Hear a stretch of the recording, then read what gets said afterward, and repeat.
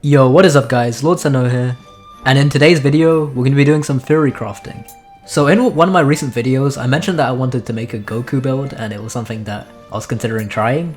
And the idea was simply just having Thunderclaw, Ice, and Fists. Thunderclaw for Lightning Cloak, which would be Super Saiyan, Ice Beam for Kamehameha, and Fists obviously because that's what Goku uses. I was also thinking of getting Prediction as a trashy version of Ultra Instinct. Someone left a really well thought out comment, and they listed some extra things that I could get on this build. So he was saying that I could get Flame Within as Kaioken, Static Fake Out as Instant Transmission, or like, you know, Goku, he sometimes teleports in the middle of fights, and Flame Gun as Ki Blast because it's spammable. I also thought to myself, I may as well get Lightning Impact because that kind of looks like Ki Blast as well, and it's a much more useful version than the move like Fire Gun. So I thought to myself, this is a pretty great idea for a challenge and a build to make because it's something that's pretty interesting.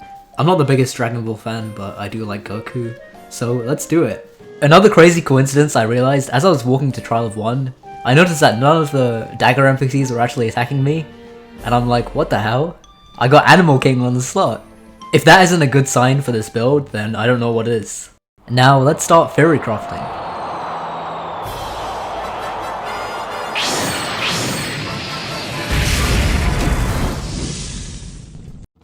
Now, I'll be completely honest with you guys, I failed Trial of 1. I died to the Golem. Basically what happened was my game lagged and the rocks started falling from the sky. I lost all my HP. I'm not going to wipe this character simply for the fact that it has Animal King, so I'm just going to have to deal with not having 2x XP. It is what it is, it sucks, but I'd rather have no 2x XP and Animal King than 2x XP and no Animal King. In my how to create a perfect build video, I outlined the best way to actually go about this build creation process, and that is to determine what weapon you're going to be using. That's the first step. For this Goku build, it's pretty obviously going to be Fists. Whether I choose Neve or just Kurita, it depends, but it doesn't really matter because the points that I need are going to be the same. So I'm going to have around 100 light weapon. I may need to get a little bit less than that if the rest of my stats don't add up. Then the second step is for the oaths. I thought about getting Vision Shaper, but that doesn't really fit this particular build, and Blind Seer doesn't really make any sense either. So Oathless seems to be the best option because I'm not going to be getting any Charisma or Willpower on this build. Once I had decided my weapon and oath, I basically just formulated all my ideas and the necessary mantras and talents that would make this Goku build like Goku. I realized that I will definitely need at least 2 magics and maybe 3 depending on if I wanted to go Fire Gun or not. And I was also forced to go 100 Lightning because that's the requirement for Lightning Cloak. So I'm left in a dilemma where I have very few points, so I don't really know what to do with my stat allocation at this point. I decided to just draft out a potential stat allocation for my build, and here is what I came up with for the first draft. 50 Intelligence is enough for Prediction, 100 Thunderclaw enough for Lightning Cloak, 100 Light obviously for the Fist damage, 30 Agility for Static Fake Outs and Agility talents, 25 Fire for Fire Gun and Flame Within, and 20 Ice for Ice Beam. Now on first glance there might not be anything wrong with this build, it may seem like perfectly fine to use, but there's a really big problem here and I'm glad that I kept on thinking about it before actually starting to make this. Now, a Kamehameha is characteristic for its massive size and destructive capabilities, so you may assume that the best thing to do would just be to put 3 Stratus Stones and 3 Cloud Stones on it. But the thing is, if your magic level is only 20, then you can only actually upgrade the mantra level once. So your mantra will be level 2, and what this means is the higher your mantra level, the more these size modifiers actually affect your spell, meaning that my Ice Beam is going to be really tiny.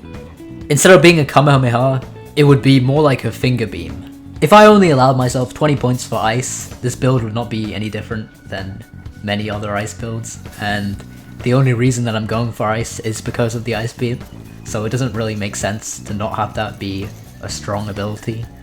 So I decided to revise my build, and instead of having only 20 points for Ice, I decided to put 60 points into Ice.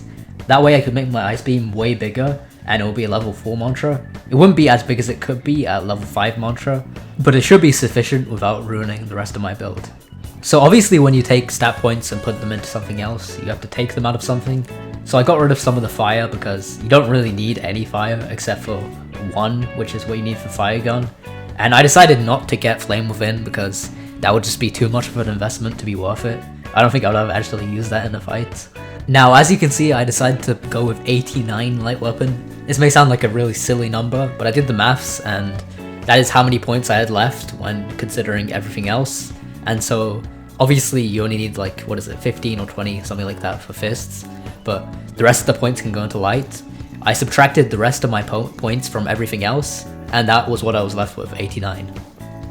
This build would have a ton of elemental intensity from all the lightning and ice talents, meaning that spells like Glacial Arc and Ice Beam and Grand Javelin will do so much damage. That will also stack with Perfect Flash and the intelligence talents, and having 50 intelligence will give me enough ether to cast all these spells, and it will also give me enough for prediction, so I can cosplay as UI Goku.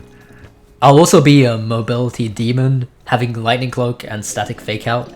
If I somehow, by the grace of God, manage to get ice skate as well, this build would literally be uncatchable. I don't think there's anything that would have more mobility than this.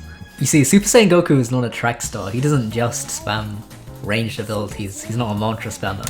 He also likes to get up in your face, and having 89 light weapon will definitely be enough to do that. And having the Super Saiyan lightning cloak will give you extra attack speed, so I can box up people who have builds dedicated to melee, because I'll have stuff like Overflowing Dam and Static Fake Out to help me in close range.